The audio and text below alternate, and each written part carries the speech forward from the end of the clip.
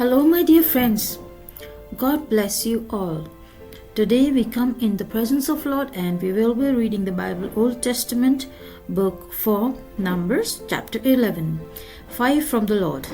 And the people complained about their hardships in the hearing of the Lord, and when he heard them, his anger was aroused. Then fire from the Lord burnt among them and consumed some of the outskirts of the camp. When the people cried out to Moses, he prayed to the Lord, and the fire died down. So that place was called Taberah, because fire from the Lord had burned among them. Quail from the Lord. The rabble with them began to crave other food, and again the Israelites started wailing and said, "If only we had meat to eat. We remember the fish we ate in Egypt at no cost, also the cucumbers, melons, leeks, onions, and garlic. But now we have lost our appetite. We never see anything but this manna." The manna was like coriander seed and looked like a raisin. The people went around gathering it, and then around it in a hand mill or crushed it in a mortar. They cooked it in a pot or made it into loaves, and it tasted like something made with olive oil. When the dew settled on the camp at night, the manna also came down.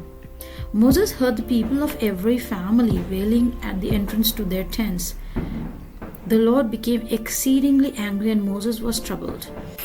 He asked the Lord, "Why have you brought this trouble on your servants? What have I done to displease you, that you put the burden of all these people on me? Did I conceive all these people? Did I give them birth? Why do you tell me to carry them in my arms, as a nurse carries an infant, to the land you promised on oath to their ancestors? Where can I get meat for all these people? They keep wailing to me, 'Give us meat to eat.' I cannot carry all these people by myself. The burden is too heavy for me. If this is how you are going to treat me, please go ahead and kill me, if I have found favor in your eyes, and do not let me face my own ruin." The Lord said to Moses, "Bring me 70 of Israel's elders who are known to you as leaders and officials among the people. Have them come to tent of meeting, that they may stand there with you. I will come down and speak with you there, and I will take some of the powers of the Spirit that is on you and put it on them. They will share the burden of the people with you, so that you will not have to carry it alone. Tell the people, 'Consecrate yourselves in preparation for tomorrow, when you will eat meat.' The Lord heard you when you wailed, 'If only we had meat to eat, we were better off in Egypt.' Now the Lord will give you meat, and you will eat it. You will not eat it for just 1 day or 2 days, or for 5, 10, or 20 days, but for a whole month, until it comes out of your nostrils and you loathe it, because you have rejected the Lord, who is among you, and have wailed before him, saying, 'Why did we ever leave Egypt?' But Moses said, 'Here I am among 600,000 men on foot, and you say, I will give them meat to eat for a whole month. Would they have enough if flocks and herds were slaughtered for them? Would they have enough if all the fish in the sea were caught for them?' The Lord answered Moses, 'Is the Lord's arm too short? Now you will see whether or not what I say will come true for you.' So Moses went out and told the people what the Lord has said.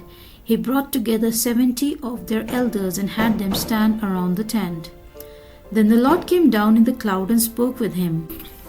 And he took some of the power of the Spirit that was on him and put it on the 70 elders. When the Spirit rested on them, they prophesied, but did not do so again. However, 2 men whose names were Eldad and Medad have remained in the camp. They were listed among the elders, but did not go out to the tent. Yet the Spirit also rested on them, and they prophesied in the camp. A young man ran and told Moses, 'Eldad and Medad are prophesying in the camp.' Joshua, son of Nun, who had been Moses' aide since youth, spoke up and said, 'Moses, my Lord, stop them.' But Moses replied, 'Are you jealous for my sake? I wish that all the Lord's people were prophets, and that the Lord would put his Spirit on them.' Then Moses and the elders of Israel returned to the camp. Now a wind went out from the Lord and drove quail in from the sea. It scattered them up to 2 cubits deep all around the camp, as far as a day's walk in any direction. All that day and night, and all the next day, the people went out and gathered quail. No one gathered less than 10 homers. Then they spread them out all around the camp.